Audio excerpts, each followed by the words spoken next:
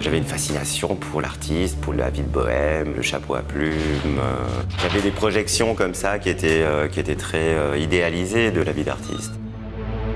Moi, c'était un échappatoire de faire les beaux-arts. C'était ou ça, ou un apprentissage dans l'entreprise parentale d'installateur sanitaire. Donc. Mes premières appropriations, en fait, pour être complètement honnête, j'ai fait mon dossier d'entrée aux Beaux-Arts en recopiant des motifs qui se trouvent dessous les skateboards. Après, je me suis confronté aussi à la bibliothèque de l'école. J'ai été confronté à Mondrian. Et ce qui me fascinait, c'était cette retenue, tout d'un coup. Comment il en arrive à faire cette peinture géométrique. Pour moi, ces pièces, elles m'étaient données à voir, elles m'étaient même imposées dans l'espace public. Pour moi, j'étais vraiment dans un esprit de l'ordre du naturalisme, c'est-à-dire je vois quelque chose, je veux le représenter.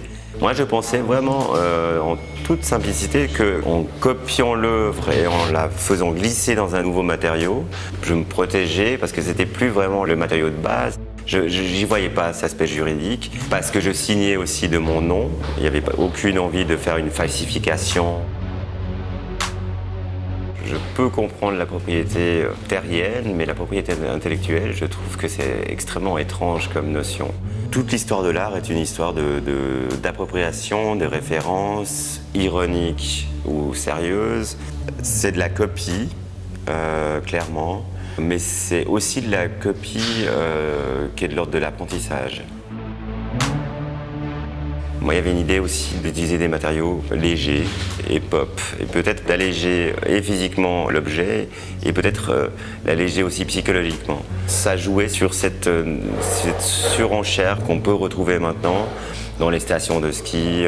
On met des fausses poutres dans les bâtiments en béton, et ça reste du décor quelque part. Et on essaie de garder ça comme un trésor, mais on refabrique à chaque fois cette fausseté. Et là, je suis complètement dans le crime et l'ornement, mais